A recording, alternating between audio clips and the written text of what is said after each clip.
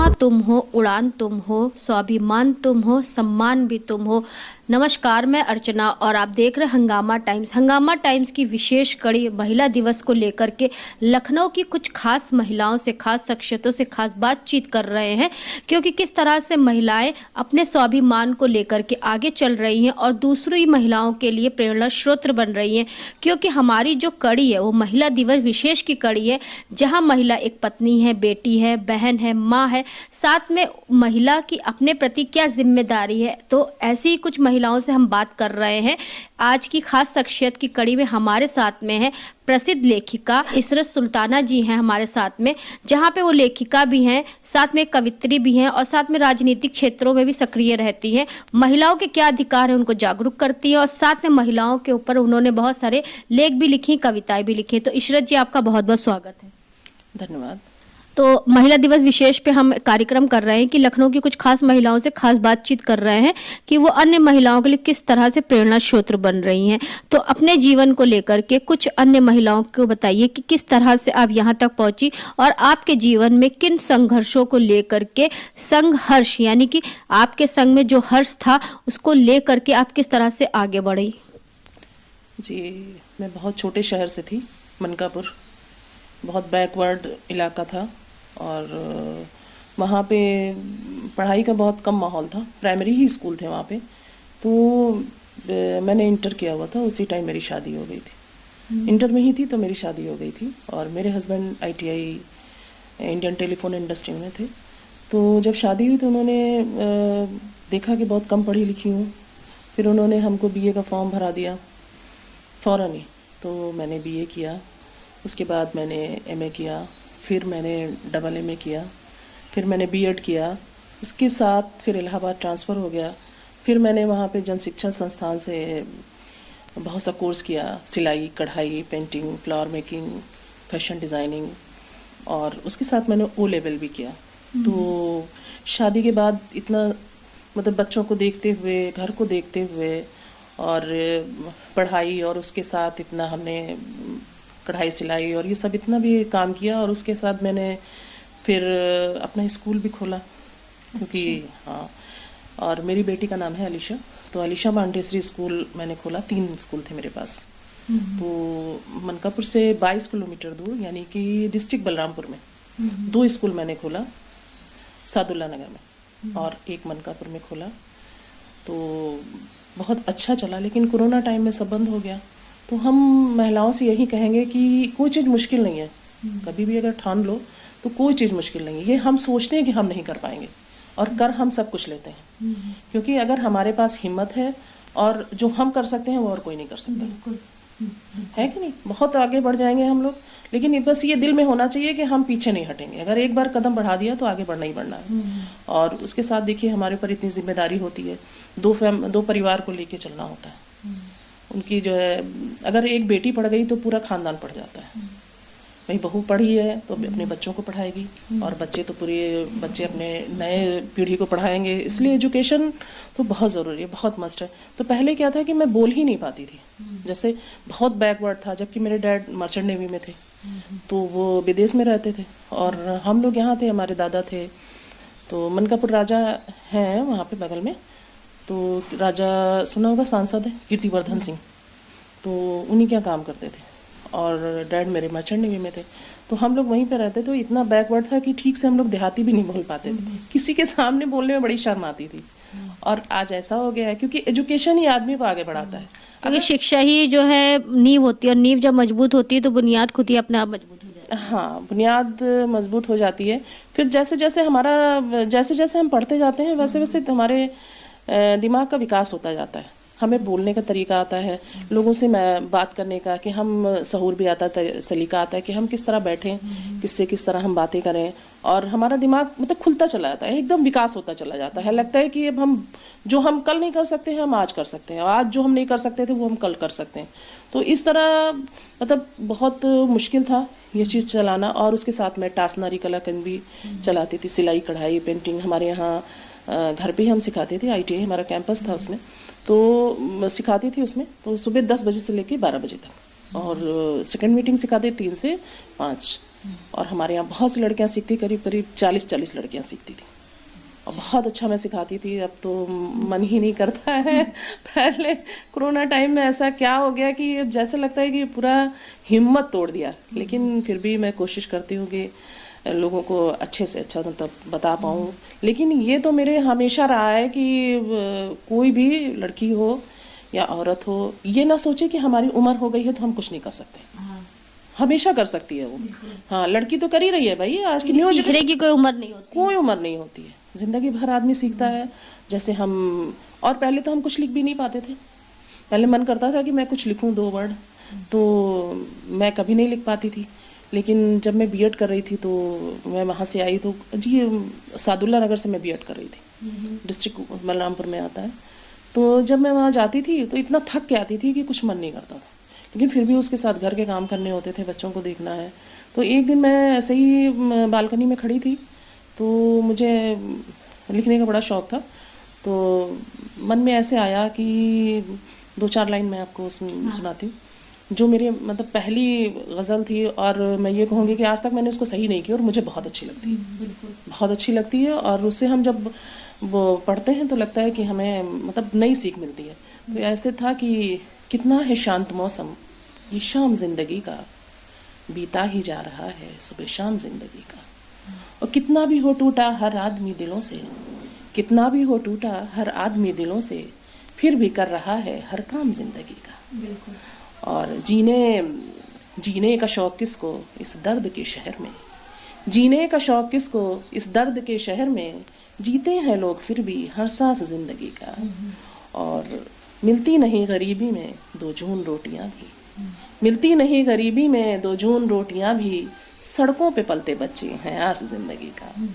और जीने की ख्वाहिशें इशरत को थी बहुत, जीने की ख्वाहिशें इशरत को थी बहुत, मिलता नहीं है फिर भी ये साथ जिंदगी का, मिलता नहीं है फिर भी ये साथ। बहुत अच्छी, बहुत खूबसूरत लाइन लिखी है। शुक्रिया।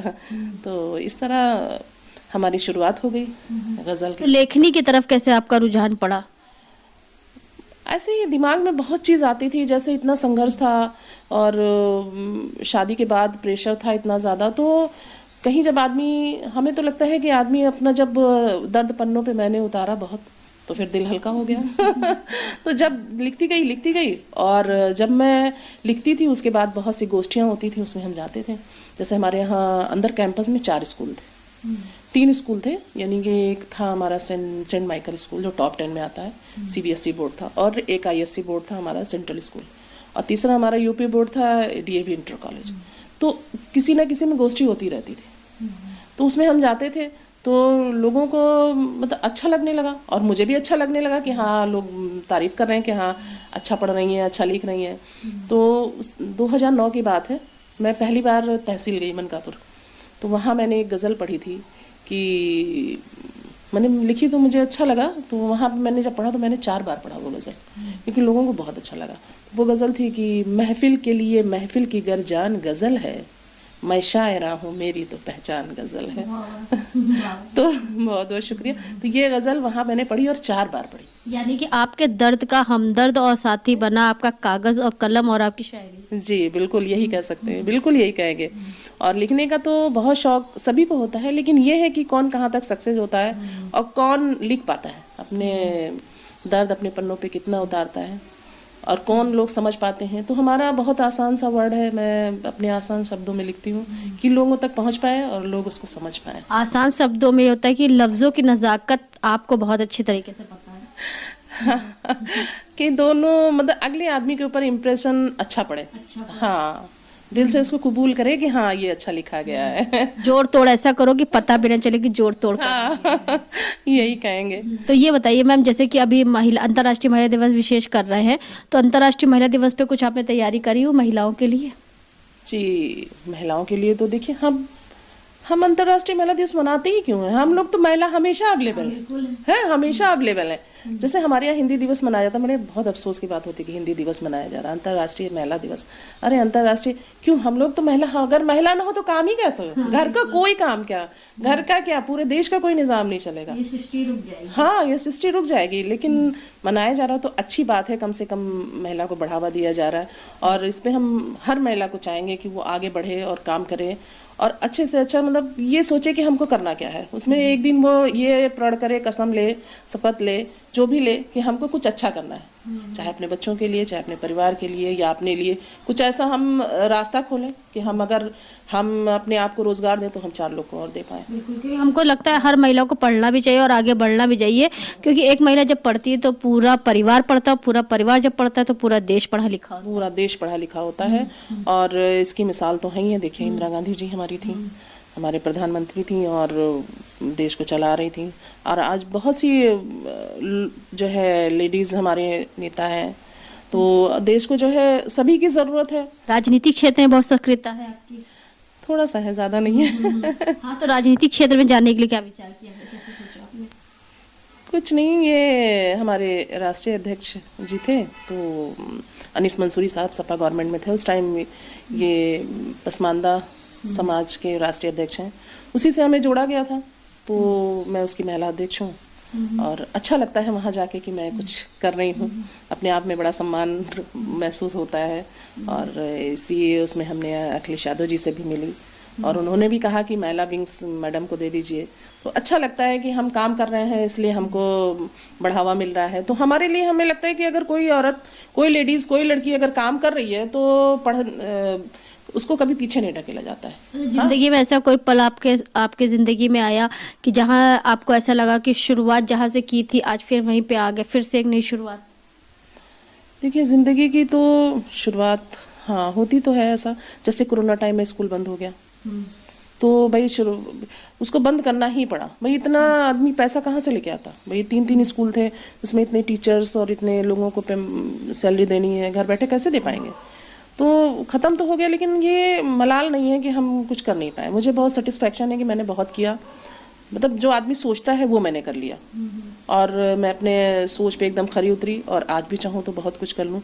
अफसोस नहीं होता है, लेकिन हाँ शुरुआत पहले से मुश्किल लगता है, लेकिन कोई शुरुआत मुश्किल नहीं होता। जब से वो हम स्टार्ट कर दें तभी से समझो कि शुरुआत हमारी है, आगाज है। जैसे बहुत सी महिलाएं कुछ करती हैं, फिर उसके बाद जब उनका आगे की बढ़ती है, सफलता हासिल होती है, लेकिन उनके जीवन में जब ऐसा कुछ पड़ाव आता है तो वो बड़े से बड़ा कदम उठा लेती हैं, सुसाइड कर लेती हैं, कुछ कर लेती है, कहीं डिप्रेशन में चली जाती है। नहीं, ये इसका सोल्यूशन नहीं है। हमारा तो लगता है कि अगर एक रास्ता बंद होता है तो कई रास्ते अपने आप खुल जाते हैं। हाँ, और उनको उस रास्ते पे बढ़ के देखना चाहिए, क्योंकि अगर हम कोई ये ज़रूरी नहीं है कि अगला रास्ता हमें कहाँ तक ले जाता है। मेरा एक शेर था ऐसे कि मेरे बढ़ते कदम का डगर आखिरी है, ये किसको पता कि सफ़र आखिरी, किसी को पता नहीं है। जब हम सड़क पे चलते हैं तो क्या पता हम लौट के आएंगे, तो क्या इसके डर से हम बाहर नहीं निकलेंगे? नहीं, बाहर तो निकलना है और काम करना है। अगर हम कोई चीज़ काम करते हैं तो उसमें प्रॉफिट भी है, लॉस भी है। और बहुत सी महिला ऐसे भी होती है जो पुरुष पे डिपेंड ही रहती हैं, हमें तो बिना पुरुष के कोई एक कदम में नहीं चल सकती है। पुरुष भी तो उन पर डिपेंड रहते हैं क्योंकि घर का काम अगर औरत नहीं करेगी, लेडीज नहीं करेंगी तो कैसे उनको मिलेगा? तो ये लगता है कि हाँ पुरुष उन पर डिपेंड है या महिला उन पर डिपेंड है, लेकिन एक दूसरे पे डिपेंड ही होते हैं, है कि नहीं? तो अगर दोनों पहिया है, लेकिन पता नहीं क्यों पुरुष समाज को ज़्यादा बढ़ावा दिया जाता है कि हाँ पुरुष समाज में उनकी वैल्यू ज़्यादा है। लेकिन हमें लगता है कि जितनी जो कुछ औरतें कर सकती हैं, लेडीज़ कर सकती हैं, वो वुमेन कर सकती हैं, वो जेंट्स उतना नहीं कर सकते हैं हमारा तो अपना मानना है। तो 2 लाइन महिलाओं के लिए कुछ तैयार करा आपने? हाँ, महिलाओं के लिए तो कि मैं पढ़ी लिखी एक नारी हूँ, अब रही नहीं बेचारी हूँ। मैं पढ़ी लिखी एक नारी हूँ, अब रही नहीं बेचारी हूँ। मैं मोड़ दूं मेहनत से सब कुछ, हर जंग की मैं तैयारी हूँ, हर जंग की मैं तैयारी हूँ। तो सभी महिलाओं को क्या कहना चाहेंगी, किस तरह से महिला दिवस की शुभकामनाएं देना चाहेंगी? भाई इस अंतर्राष्ट्रीय महिला दिवस में मैं सभी महिलाओं को बहुत शुभकामनाएं देती हूँ और उनके उज्जवल भविष्य की मैं कामना करती हूँ। और उनसे मैं ये कहना चाहूँगी कि वो आगे बढ़ें और अपने जो है अपने ऊपर डिपेंड हों और अपने आप कुछ करने की जो है कसम लें। हर महिला को ये चाहिए कि उसकी अपनी वैल्यू, अपनी वैल्यू। होली फेस्टिवल भी आ रहा है। हाँ, होली फेस्टिवल भी आ रहा है, रंगों का त्योहार आ रहा है और इस पे मैं 4 लाइन कहना चाहूँगी कि आतंक के शहर में हम प्यार बांटते हैं, बच्चों में अपने हम तो संस्कार बांटते हैं। और होली, दिवाली, ईद तो खुशियों का नाम है, आपस में मिलके आज भी त्योहार बांटते हैं, आपस में मिलके आज भी त्योहार बांटते हैं। बहुत बहुत शुक्रिया। तो ये थी हमारे साथ में इसरत सुल्ताना जी, जो कि प्रसिद्ध लेखिका भी है और साथ में राजनीतिक क्षेत्र में भी उनकी सक्रियता रहती है। तो ऐसे हम लखनऊ की कुछ खास शख्सियतों से अंतर्राष्ट्रीय महिला दिवस पे खास बातचीत कर रहे हैं कि अन्य महिलाओं के लिए किस तरह से वो प्रेरणा स्रोत बन रही है। तो आज की खास शख्सियत में हमारे साथ में थी इसरत सुल्ताना जी। तो ऐसे ही हम आपको दिखाते रहेंगे कि लखनऊ की कुछ खास शख्सियतों से हम किस तरह से बात कर रहे हैं और इस अंतर्राष्ट्रीय दिवस पे क्या खास कर रहा है हंगामा टाइम्स। तो इसी के साथ मैं अर्चना आपसे इजाजत लेना चाहूंगी। धन्यवाद, बने रहिएगा हंगामा टाइम न्यूज चैनल के साथ।